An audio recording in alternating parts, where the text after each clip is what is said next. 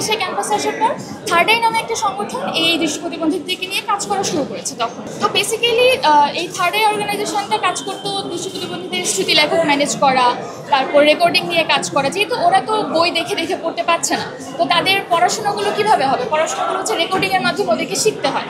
এখন বিশ্ববিদ্যালয় প্রশাসন করে কি, ওদের তো ভর্তির প্রসিডিউরটা একটু ডিফারেন্ট। ওরা হচ্ছে মৌখিক পরীক্ষাতে ওদেরকে বেশি হাইলাইট করা হয়, মানে মৌখিক পরীক্ষা দিয়ে তারা হচ্ছে ভর্তি হতে পারে।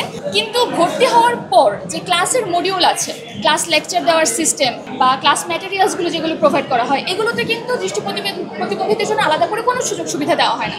নর্মাল বই থেকে তাদেরকে পড়াশোনা করতে হয়, যেটা দৃষ্টি প্রতিবন্ধী শিক্ষার্থীদের জন্য খুবই অসুবিধাজনক একটা ব্যাপার। তাদের শ্রুতি লেখক ম্যানেজ করতে হয় নিজে নিজে। পরীক্ষার আগের দিন দেখা যায় কি, পরীক্ষার আগের দিন তাদের শ্রুতি লেখক ম্যানেজ হচ্ছে না, তারা তো নিজেদের পরীক্ষা নিজেরা দিতে পারবে না। তো শ্রুতি লেখক ম্যানেজ করাটা ওদের জন্য একটা খুবই হ্যাসেল হয়ে যায়। আমি এই 5 বছর 6 বছর ধরে কাজ করেছি, আমি নিজে দেখেছি যে শ্রুতি লেখকের অনুমতি নিতে গিয়ে তাদেরকে কী পরিমাণে হেনস্থা হতে হয়। এক ভবন থেকে আরেক ভবন, নিজের ডিপার্টমেন্ট, তারপরে প্রশাসনিক ভবন, এগুলোতে দৌড়াদৌড়ি করতে করতে একটা স্টুডেন্ট পড়বে কখন? একটা স্টুডেন্ট পড়াশোনারই সময় পাচ্ছে না, কারণ তার মাথায় সার্বক্ষণিক একটা টেনশন থাকে যে আমার শ্রুতি লেখকটা শেষ মুহূর্তে যদি না আসে, অথবা আমি অনুমতি ঠিকঠাক মতো নিতে পারবো কিনা। শ্রুতি লেখক খোঁজার জন্য আবার তাদের হচ্ছে অনেক ধরনের হেনস্থার শিকার হতে হয়, কারণ একই ডিপার্টমেন্টের কোনো শিক্ষার্থী হচ্ছে শ্রুতি লেখক হতে পারবে না, একই ফ্যাকাল্টির কোনো শিক্ষার্থী শ্রুতি লেখক হতে পারবে না, তাদেরকে ফ্যাকাল্টি ডিফারেন্ট হতে হবে। আবার দেখা যায় কি, পরীক্ষাগুলো সব ডিপার্টমেন্টের মোটামুটি একই ফ্যাকাল্টি, সব ডিপার্টমেন্টের পরীক্ষা একই সময় শুরু হয়।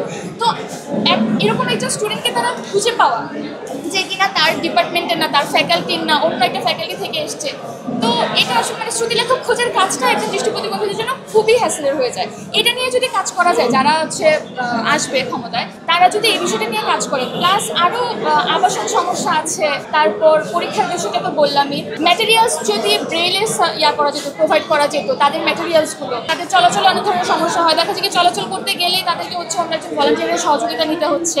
আবাসন সমস্যা আছে, রুমগুলো তো সবার জন্য সেম, তো তাদের জন্য আলাদা করে কোনো রুম ব্যবস্থা এগুলো তো নেই।